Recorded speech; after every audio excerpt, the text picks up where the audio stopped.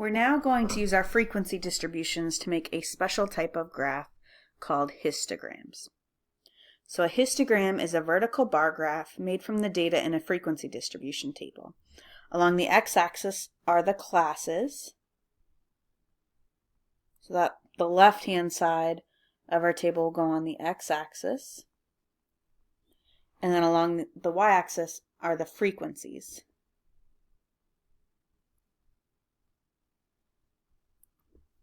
And you can see that we can also make either a relative frequency or a cumulative frequency, so those could also go along the y-axis based on what type of table you're making.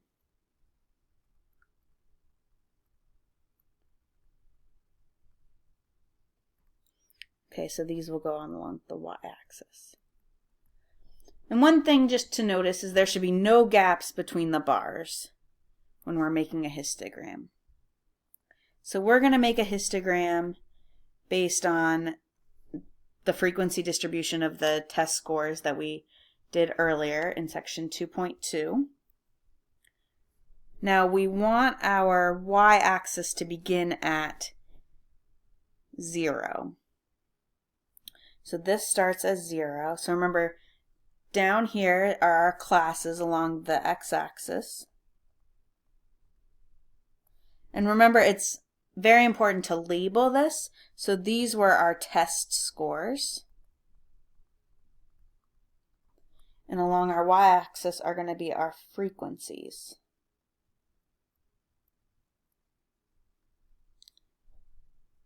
So we're going to label these by 2s.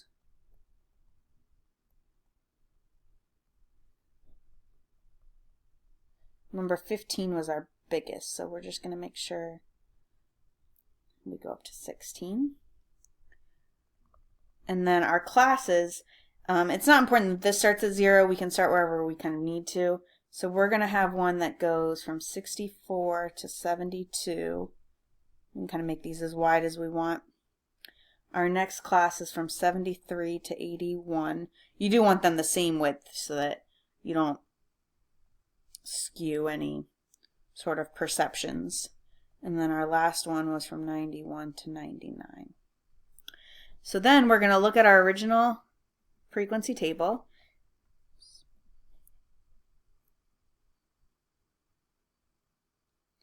And our first class, the frequency was 15.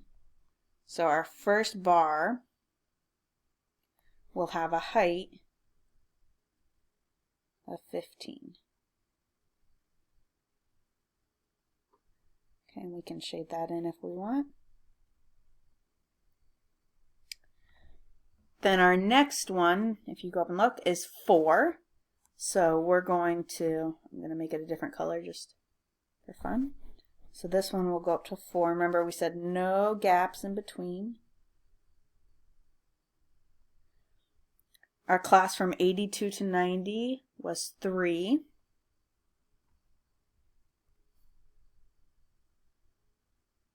Sometimes you have to estimate if you've gone by 2s or whatever.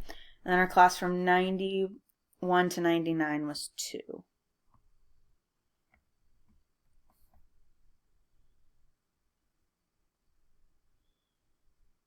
So remember, we can also look at our overall shape. So this starts high and then goes low. So remember, we said this was skewed right. Now, we can also make cumulative and relative frequency histograms from the respective tables that we made in 2.2. So I'm going to pause this and write down those tables, and then we'll go ahead and create those.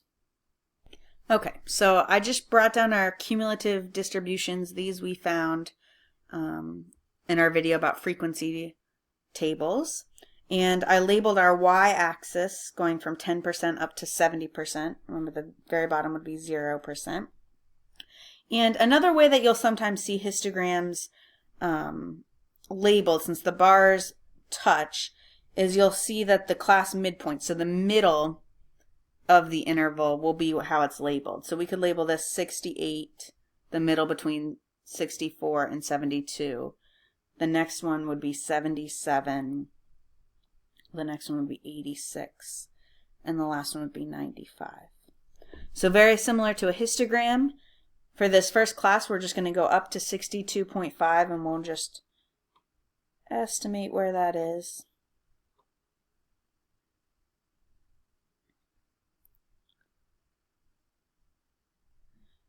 Our next class was 16.7.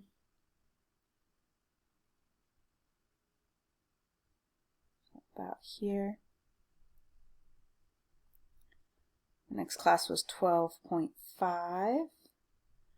And our last class was 8.3. And you'll notice that a relative histogram will have the exact same shape as a frequency histogram. So this has the same shape as the corresponding frequency histogram.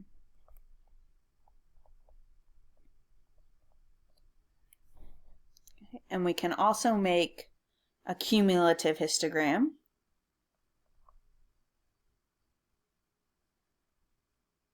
So down here, I've put our cumulative histogram for earlier. So we had less than 73, less than 82, less than 91, and less than 100. So down here, and it doesn't matter how far over, I just want to make it far enough over that I'm not running into anything. So we're going to have less than 73, just using the less than symbol, less than 82, less than 91, and less than 100. Let's go ahead and use some fun colors. So here, the less than 73 was at 15. I went by 4s here, so I'll go here.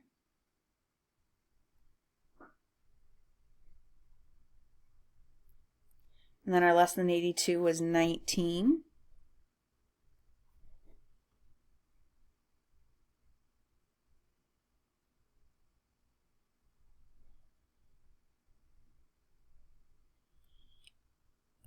Our less than 91 was 22.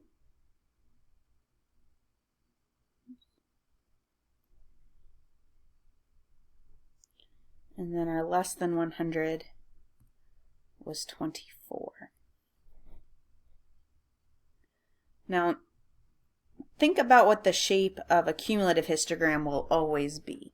Since you're always adding numbers, it's always going to go from low to high. So it will always be an increasing histogram.